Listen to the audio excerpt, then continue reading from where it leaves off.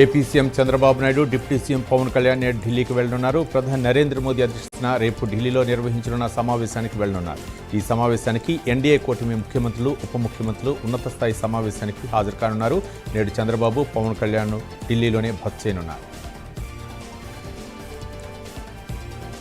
నేడు Visakhapatnam steel plant బాధితులను పరామర్శించనున్నారు deputy CM Pawan Kalyan. Visakhapatnam steel plant ప్రమాదంపై విచారం వ్యక్తం చేశారు. అధికారులంతా సమన్వయంతో సహాయక చర్యల్లో పాల్గొనాలని, క్షతగాత్రులకు మెరుగైన వైద్యం అందించాలని పవన్ కళ్యాణ్ ఆదేశించారు. తెలంగాణపై బీజేపీది దొంగ ప్రేమ అని మరోసారి బట్టబయలైందని టీపీసీ అధ్యక్షులు మహేష్ కుమార్ గౌడ్ విమర్శించారు. తెలంగాణపై బీజేపీకి ఎన్నడూ ప్రేమ లేదని, మరెప్పుడూ రాదన్నారు. ఇది జరగని సత్యమన్నారు. తాజాగా మరొకసారి నిరూపితమైందంటూ విమర్శలు గుప్పించారు మహేష్ కుమార్ గౌడ్. ఇవాళ జనగామ జిల్లా స్టేషన్ గన్పూర్లో డిప్యూటీ సీఎం భట్టి విక్రమార్క పర్యటించనున్నారు. 60 కోట్ల రూపాయల విలువైన 7 విద్యుత్ సబ్ స్టేషన్లకు శంకుస్థాపన చేయనున్నారు. అనంతరం పల్లగుట్లో ఏర్పాటు చేసిన బహిరంగ సభలో పాల్గొంటారు. సభ ఏర్పాట్లను ఎమ్మెల్యే కడియం శ్రీహరి, కలెక్టర్ పరిశీలించారు. రాష్ట్ర వ్యాప్తంగా రవాణా శాఖ ఎన్ఫోర్స్మెంట్ను మరింత కట్టుదిట్టం చేయాలని సూచించారు మంత్రి పొన్నం ప్రభాకర్. సెక్రటేరియట్లో రవాణా శాఖ అధికారులతో జరిగిన సమీక్ష సమావేశంలో ఆయన మాట్లాడారు. నిబంధనలు ఉల్లంఘిస్తున్న వాహనాలను అవసరమైతే సీజ్ చేయాలని ఆదేశించారు. సచివాలయంలో మంత్రి పొన్నం ప్రభాకర్తో బీసీ సంఘం జాతీయ అధ్యక్షుడు ఆర్ కృష్ణయ్య, బీసీ సంఘాల నేతలు సమావేశమయ్యారు. బీసీల సమస్యలపై మంత్రికి వినతిపత్రం సమర్పించారు. బీసీ సంక్షేమ శాఖలో బీసీ ఉద్యోగులు ఉండేలా చర్యలు తీసుకోవాలని కోరారు.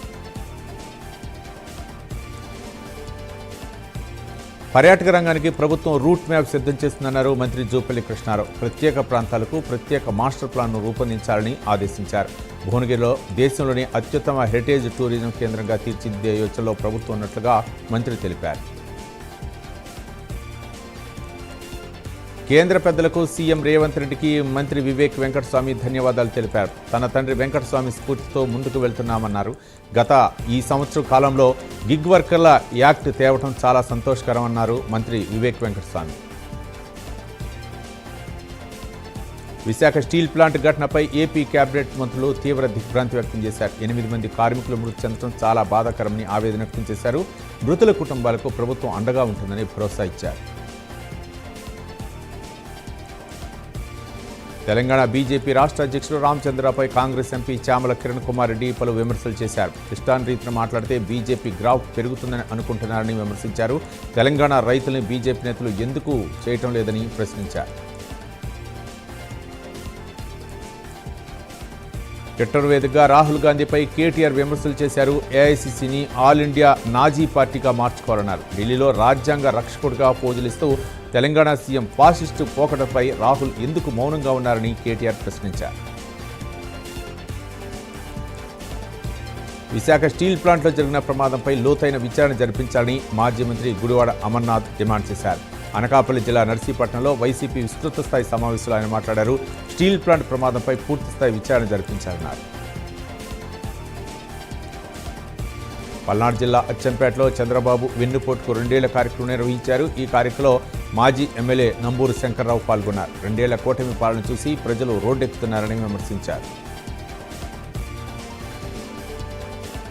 ఖమ్మం జిల్లాలో వేరువేరు కేసుల్లో స్వాధీనం చేసుకున్న దాదాపు 294 కిలోల గంజాయిని ఖమ్మం ఎక్సైజ్ పోలీసులు దగ్ధం చేశారు.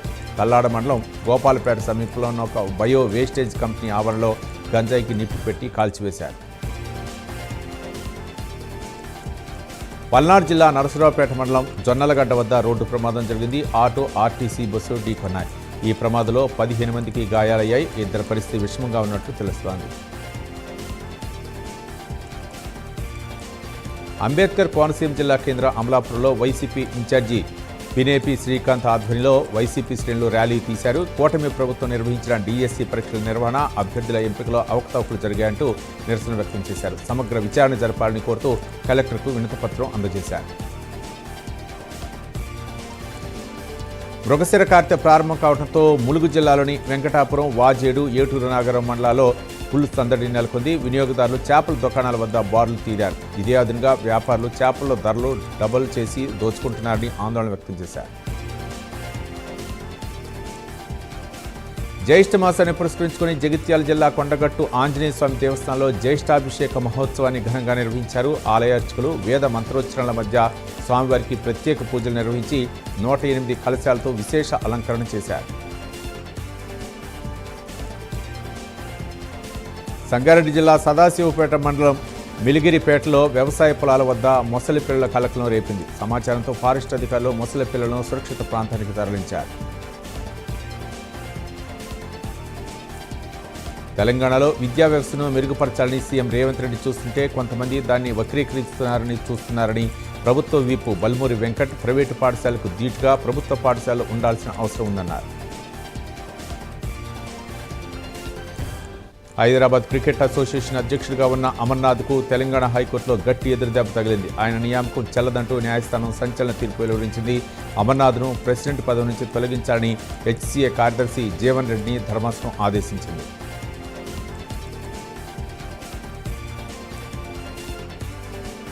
కొత్తపేటలోని బాబు జగజ్జీవనరావు హాల్లో ఈ నెల 16, 17 తేదీలో యువజన సమ్మేళనం కార్యక్రమాన్ని నిర్వహించనున్నారు. ఈ సమ్మేళనంలో యువజన సమస్యలపై చర్చించడంతో పాటు భవిష్యత్ కార్యాచరణపై చర్చించనున్నట్లు సిపిఎం రాష్ట్ర కార్యదర్శి జాన్ వెస్లీ తెలిపారు.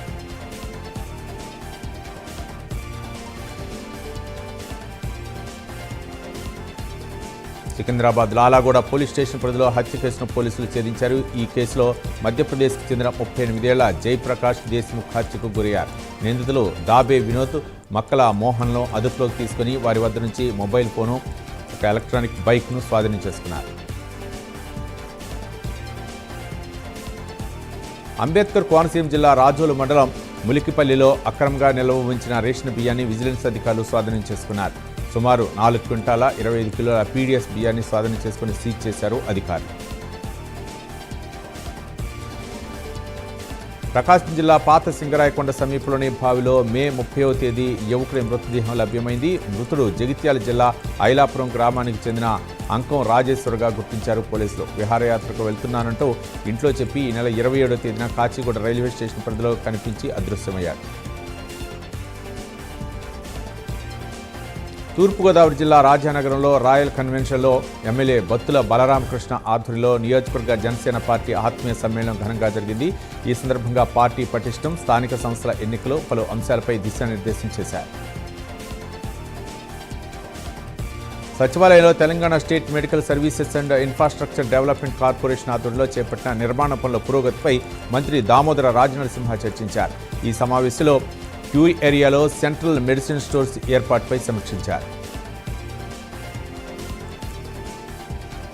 కొడుకును హత్య చేసి తండ్రి ఆత్మహత్య చేసుకున్న ఘటన నల్లగొండ జిల్లా కేంద్రంలో కనకదుర్గ కాలనీలో చోటు చేసుకుంది.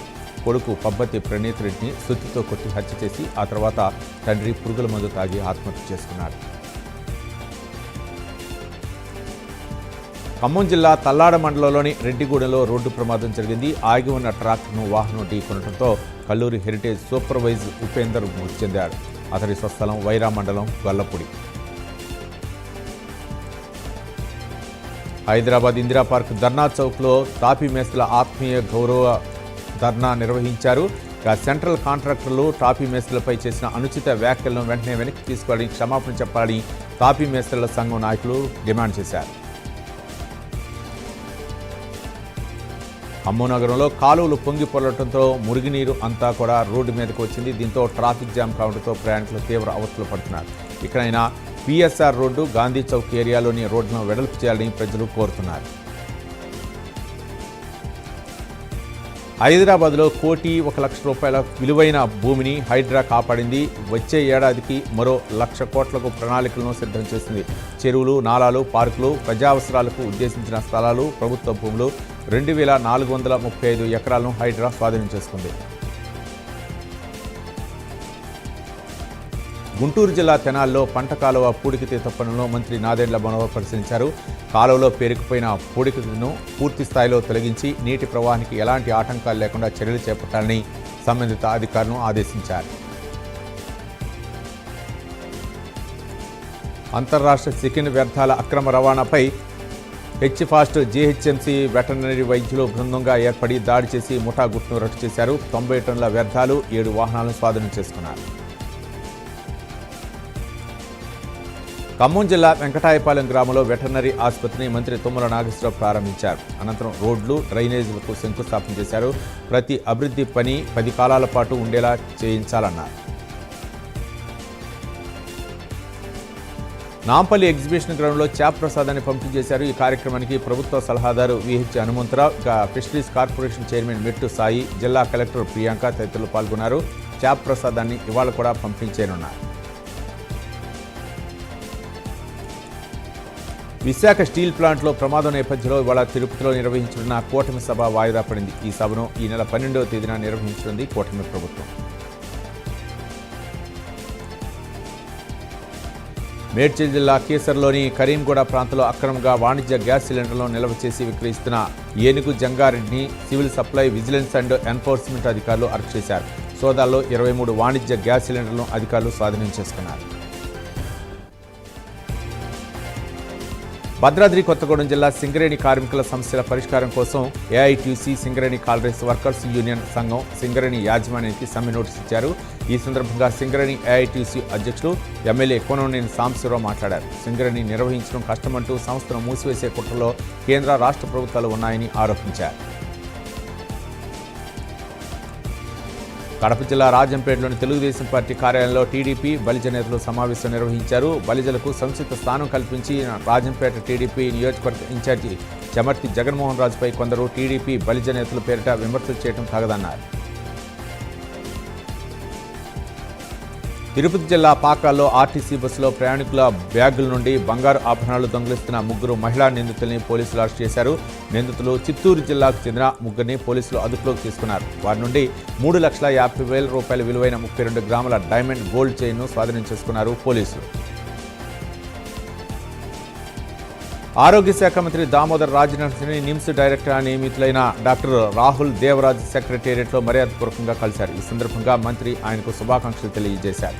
వైద్య సేవలు అందించడంలో నిమ్స్ మరింత ముందంజలో నిలపాలని సూచించారు మంత్రి.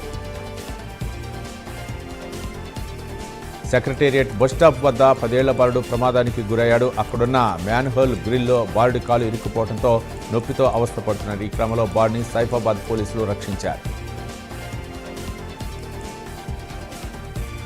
జయశంకర్ భూపాలపల్లి జిల్లాలో నిన్న వర్షం పడింది. మహదేవ్పూర్ మండలం కాళేశ్వరంలో ఉరుములు, మెరుపులు, ఈదురుగాలతో వర్షం కురిసింది. మంచిర్యాల జిల్లా చెన్నూరు నియోజకవర్గ కేంద్రంలో నిన్న సాయంత్రం వాతావరణం ఒక్కసారిగా చల్లబడింది. ఒక్కసారిగా ఆకాశం మేఘావృతమై ఉరుములు, మెరుపులతో భారీ వర్షం పడింది. గాలివానతో వాహనదారులు, బాటసారులు ఇబ్బందులు పడ్డారు. ములుగు జిల్లా గోవిందరావుపేట మండలం కర్లపల్లి శివారు అడవుల్లో 2 మృతదేహాలు లభ్యమయ్యాయి. దట్టమైన అడవిలో ఒకే చెట్టుకు ఉరివేసుకుని 2 మృతి చెందారు. మృతులు 2 మామిడి తోపు హిడ్మా కమాలీలుగా గుర్తించారు. నెల రోజుల క్రితం ఎప్ప పువ్వు సేకరణ కోసం అడవిలోకి వెళ్లిన యువకుడు అదృశ్యమయ్యారు. తూర్పుగోదావరి జిల్లా మండపేటలో ఎమ్మెల్సీ తోట త్రిమూర్తుల ఆధ్వర్యంలో వైసీపీ శ్రేణులతో రౌండ్ టేబుల్ సమావేశం నిర్వహించారు. పార్టీ శ్రేణులతో కలిసి నల్ల బెలూన్లను ఎగురవేశారు. కూటమి ప్రభుత్వం 2 ఏళ్లలో చేసిన పాలన గురించి ప్రజలకు అవగాహన కల్పించారు. శ్రీకాకుళం జిల్లాలో వైసీపీ ఎస్సీసీల ఆధ్వర్యంలో నిరసన కార్యక్రమం నిర్వహించారు. మెగా డిఎస్సీ నియామకాల్లో దళిత నిరుద్యోగ యువత ఆశలు దెబ్బతిన్నాయని ఆరోపించారు. ఈ సందర్భంగా జిల్లా కలెక్టర్కు వినతి పత్రాన్ని అందజేశారు. ప్రభుత్వ ఆసుపత్రిలో పనిచేసిన అవుట్సోర్సింగ్, శానిటేషన్, సెక్యూరిటీ సిబ్బందికి ఎంఓయూ ప్రకారం వేతనాలు చెల్లించలేదంటూ ఏఐటీసీ ఆధ్వర్యంలో కడప కలెక్టర్ కార్యాలయం వద్ద నిరసన తెలిపారు. కార్మికుల వేతనాల్లో కోతలు విధిస్తూ పీఎఫ్, ఈఎస్ఐ చెల్లింపుల్లో కూడా నిర్లక్ష్యం చేస్తున్నారని నాయకులు ఆరోపించారు. మధ్యప్రదేశ్లోని భూపాల్లో రాజ్యసభ సభ్యురాలిగా మీనాక్షి నటరాజన్ నామినేషన్ వేశారు. ఈ కార్యక్రమంలో టీపీసీ అధ్యక్షులు మహేష్ కుమార్ గౌడ్ పాల్గొన్నారు.